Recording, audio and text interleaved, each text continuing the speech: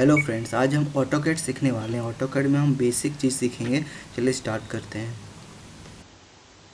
चलिए आज हम देखने वाले हैं ऑटोकैड का बेसिक इंटरफेस और इनिशियल सेटिंग्स। अगर हम कोई भी ऑटोकैड में ड्राइंग बनाते हैं तो सबसे पहले हम लोग को बेसिक इंटरफेस और इनिशियल सेटिंग आना चाहिए। सबसे पहले हम लोग वही करते हैं।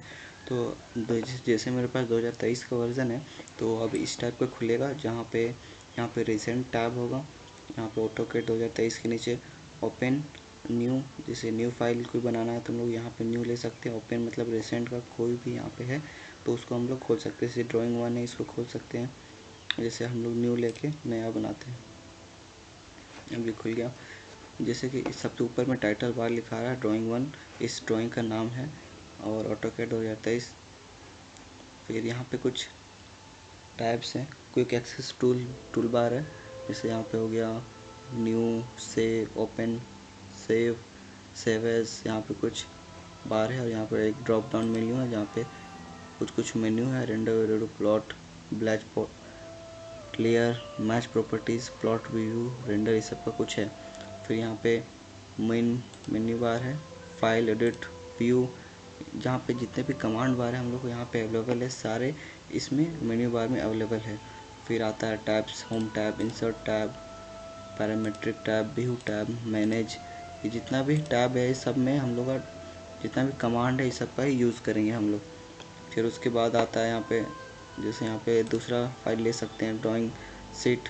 वहाँ एक ड्राइंग सीट हो गया, ये एक सीट हो गया, ये किसी पे भी कर सकते हैं। इसको यहाँ से काट भी कर सकते हैं और जिस सीट पे काम कर रहे होंगे उस सीट का नाम यहाँ पे आ जाएगा। जैसे ये ड्राइंग 3 है तो यहाँ पे टाइटल में ड्राइंग 3 लिखाएगा।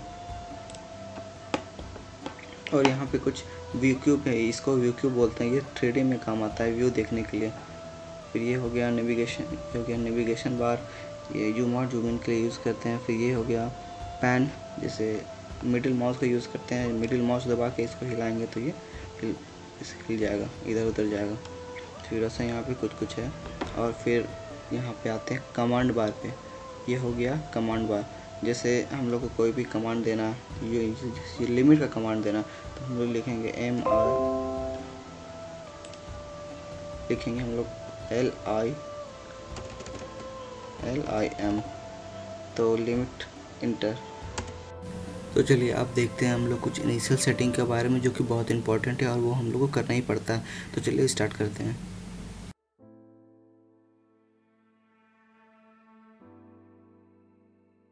सेटिंग करना ही पड़ता है। तो चलिए सबसे पहला सेटिंग हम लोग को यूनिट का सेटिंग करना पड़ता है। तो यूनिट का सेटिंग करने के लिए सबसे पहले हम लोग शॉर्टकट हम लोग UN लिख सकते हैं और इंटर कर सकते हैं तो ये खुल जाएगा। या यहाँ पे हम लोग फॉर्मेट में जाके यहाँ पे यूनिट का ऑप्शन आएगा, यहाँ से भी खोल सकते हैं। तो देखिए यूनिट में जैसे मैकेनिकल का कोई है तो वो डेसिमल में यूज़ करेगा, मिलीमीटर्स में उनको यूज़ करना रहता है तो मिलीमीटर्स लेगा। जैसे हम लोग सिविल इंजीनियर हैं तो हम लोग को फीट इंचेस में यूज़ करना होगा। तो जैसे अभी डेसिमल है, इंजीनियरिंग है, आर्किटेक्चुरल है, जैसे ज़्यादा काम यही आर्किटेक्चुरल, डेसिमल, इंजीनियरिंग, यही तीनों में हम लोग काम करते हैं। और प्रिसीजन ले सकते हैं और मिलीमीटर। चलिए अभी हम लोग मिलीमीटर में लेके और डेसिमल में लेके प्रिसीजन 0.00 लेके काम करते हैं। ये सेट हो गया यूनिट। फिर उसके सेकेंड जो हमें इनिशियल सेटिंग करना है वो है लिमिट। तो लिमिट सेट करने से पहले हम इसके बारे में कुछ इस फिगर ड्राइंग की मदद से जान लेते हैं। जैसे कि हम लोग को ये फिगर ड्रॉ करना है, इसका लेंथ है 40 mm और लेंथ है 60 mm और हाइट है 40 mm। तो अगर देखिए यहाँ पे ये ड्राइंग इसको ड्राइंग एरिया बोलते हैं। लिमिट मतलब ड्राइंग एरिया सेट करना। तो इस एरिया के अंदर हम लोग इस ड्राइंग करना है, तो ड्राइंग से जो लिमिट सेट करेंगे वो थोड़ा बड़ा होगा। जैसे कि ये है 60/40 का, तो हम लोग 100/100 mm का एरिया ले सकते हैं। और जैसे हम लोग को ओरिजिन डालना होगा, लोअर लेफ्ट कॉर्नर में हमेशा 0 0 रहेगा और अपर राइट कॉर्नर में XY कोऑर्डिनेट। जितना हम लोग को आप जितना ड्राइंग लिमिट सेट करना चाहते हैं उतना यहाँ पे डाल सकते हैं। तो ये हम लोग का ओरिजिन में रहेगा 0 0 लोअर लेफ्ट कॉर्नर में, और अपर राइट कॉर्नर में हम लोग 100/100 mm, क्योंकि हम लोग 100/100 mm का डाल रहे हैं। तो चलिए यहाँ पे लिमिट सेट करने के लिए हम लोग को शॉर्टकट है LIM इंटर।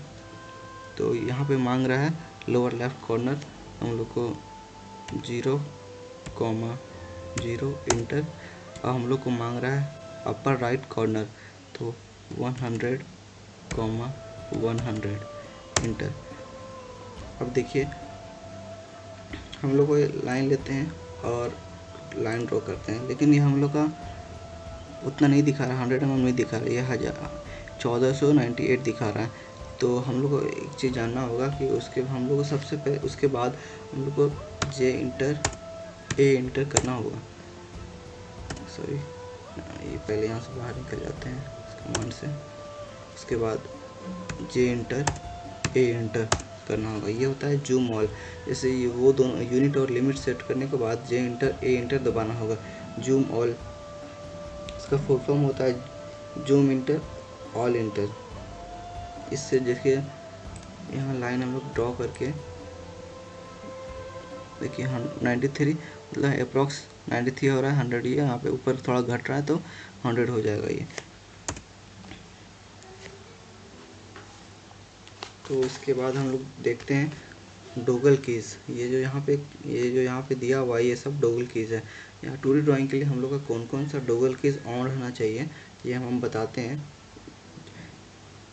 बहुत ही इंपॉर्टेंट है डोगल कीज़ हम लोग का 2D ड्राइंग के लिए। हम लोग को 2D ड्राइंग के लिए बस 4 डोगल कीज़ का ही ज़रूरत पड़ता है, बाकी सब बाद में यूज़ होगा, अभी उसका इम्पोर्टेंट नहीं है। तो कौन कौन सा ये बता देते हैं। सबसे पहले है ऑब्जेक्ट स्नैप, उसके बाद है ऑब्जेक्ट स्नैप ट्रैकिंग, फिर उसके बाद है ऑर्थो मोड, और उसके बाद है डायनामिक इनपुट।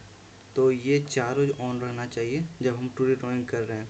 फिर ये है ग्रिड मोड, इसको ऑफ कर सकते हैं या ऑन भी कर सकते हैं, चलिए इसको ऑफ ही कर देते हैं। ये तो object snap tracking, ortho mode और डायनामिक इनपुट, ये चारों ऑन रहना चाहिए जब भी हम 2D ड्राइंग करते हैं। तो चलिए मैं एक एक करके सब बता देता हूँ। सबसे पहले हम शुरू करते हैं ऑब्जेक्ट स्नैप।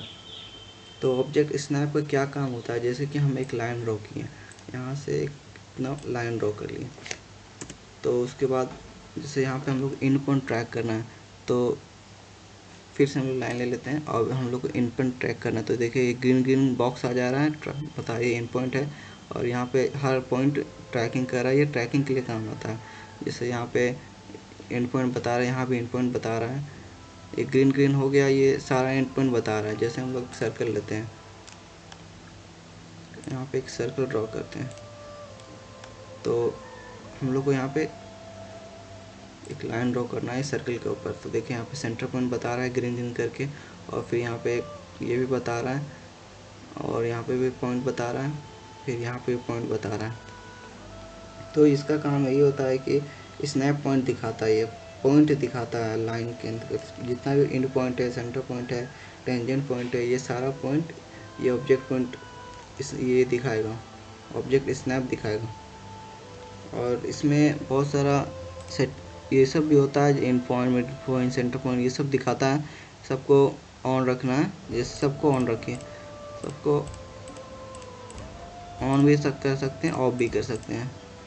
तो यहाँ पे टेंजेंट दिखाएगा, ये सब दिखाएगा इसमें, tracking working, end point, middle point. अब देखते हैं हम लोग कि ऑब्जेक्ट स्नैप ट्रैकिंग क्या होता है। तो ऑब्जेक्ट स्नैप ट्रैकिंग, जैसे इसको हम डिलीट कर देते हैं, तो अब ये हो गया ऑब्जेक्ट स्नैप ट्रैकिंग। ये ट्रैकिंग के लिए यूज़ करते हैं। जैसे एक लाइन लिए और एक सर्कल ले लेते हैं, एक सर्कल लिए, अब जैसे हम लोग को यहाँ ट्रैकिंग करना है, एक लाइन ड्रॉ करना है, तो ये यहाँ बता रहा है, क्लिक करते हैं, देखिए ट्रैकिंग के एकदम स्ट्रेट पॉइंट जाएगा। यहाँ पे बता दे रहा है कि यहाँ पे दूसरा पॉइंट है, तो यहाँ पे कर दिए। फिर ये यहाँ पे हम लोग को बता रहा है तीसरा पॉइंट है, तो यहाँ पे कर दिए। फिर यहाँ पे बता रहा है ये पॉइंट है, यहाँ पे कर दिए। ये बता रहा है फिर यहाँ पॉइंट यहाँ कर दिए, फिर ये बता रहा है यहाँ पे मिलेगा, कर दिए। ये हम लोग बेसिकली ट्रैकिंग के लिए यूज़ करते हैं। जितना भी सेंटर पॉइंट है, ये सब पॉइंट है, इसके लिए सब ट्रैकिंग के लिए यूज़ करते हैं। तो चलिए अब इसको डिलीट कर देते हैं। अब जैसे और उसके बाद आते हैं ऑर्थो मोड में। ऑर्थो मोड जैसे एक लाइन लिए और हम लोग ये ऑफ करिए ऑर्थो मोड। और लाइन ड्रॉ किए, जैसे लाइन कोई भी डिग्री पे जा रहा है, ये स्ट्रेट नहीं जा रहा है, तो ऑर्थो मोड आप जैसे ही ऑन करेंगे तो हम लोग लाइन स्ट्रेट हो जाएगा। जैसे यहाँ स्ट्रेट हो गया, 90 डिग्री पे आ गया, सारा लाइन स्ट्रेट बनेगा। और जैसे ही ऑर्थो मोड ऑफ किए तो लाइन स्ट्रेट नहीं जा, जैसे तैसे जा रहा है, स्ट्रेट नहीं जा रहा है। तो ऑटोकैड से हम लोग का लाइन स्ट्रेट बनेगा, बस यही इसका खासियत है। तो इसको क्लिक कर देते हैं। फिर आ गया डायनामिक इनपुट। डायनामिक इनपुट होता है जैसे कमांड, जैसे हम लोग कोई लिखे लिमिट हम लोग को सेट करना है, तो लिमिट लिखें तो देखिए LIM, तो यहाँ पे इसका बाजू में जो लिमिट लिखा हुआ आ गया, इसी को बोलते हैं डायनामिक इनपुट। जैसे हम लोग यहाँ पे कुछ कोई भी शॉर्टकट लिखेंगे ना, तो यहाँ पे यूनिट लिखते हैं तो UN, तो यहाँ पे यूनिट आ गया, तो यही शॉर्टकट लिखते हैं और यहाँ पे आ जाएगा। इसी का मतलब होता है डायनामिक इनपुट। और जैसे कि हम लोग एक लाइन कमांड लिए और लाइन बनाए, तो इसका ऊपर में देखिए इसका लेंथ भी बताते जाएगा, इसी को बोलते हैं डायनामिक इनपुट। इसमें इसका लेंथ भी बताएगा, जैसे इसका यही होता है डायनामिक इनपुट। तो हम लोग चारों डॉगल के देख लिए, ये जो कि हर 2D ड्राइंग के लिए ये चारों ऑन रहना चाहिए। और सबसे इम्पोर्टेंट डॉगल की यही है, इसको अपडेट कर देते हैं। चलिए तो एक और सेटिंग के बारे में जान लेते हैं। जैसे बैकग्राउंड कलर, अगर हम लोग को बैकग्राउंड कलर चेंज करना है तो ये भी हो जाएगा। जैसे हम लोग यहाँ पे राइट क्लिक करेंगे कहीं पे भी, फिर ऑप्शंस में जाएंगे, फिर ये खुलेगा। तो फिर देखिए यहाँ पे डिस्प्ले सेटिंग में कलर्स में जाएंगे, कलर्स में गए तो यहाँ पे पूछ रहा है आप कौन सा कलर रखना चाहते हैं, तो चलिए हम ग्रीन ले लेते हैं। तो ये ग्रीन हो गया, अप्लाई एंड क्लोज करते हैं, अप्लाई ओके, तो ये देखिए ग्रीन हो गया। लेकिन हम लोग को ब्लैक में ही सबसे अच्छा रहता है, क्योंकि इस सब में हम लोग का आँख जल्दी आँख प्रेशर ज़्यादा पड़ता है और आँख जल्दी ख़राब होने का चांस रहता है, इसलिए हम लोग ब्लैक में ही सारा काम ब्लैक में ही करते हैं। और ब्लैक इसके लिए अच्छा भी होता है। तो चलिए अब हम ये क्लास यहीं पे एंड करते हैं, और नेक्स्ट क्लास में हम लोग डायमेंशन सेटिंग्स के बारे में देखेंगे और सारा 2D ड्राइंग 3D ड्राइंग और जितना भी उसका होता है सारा इस आगे के लेक्चर में देखेंगे। चलिए थैंक यू।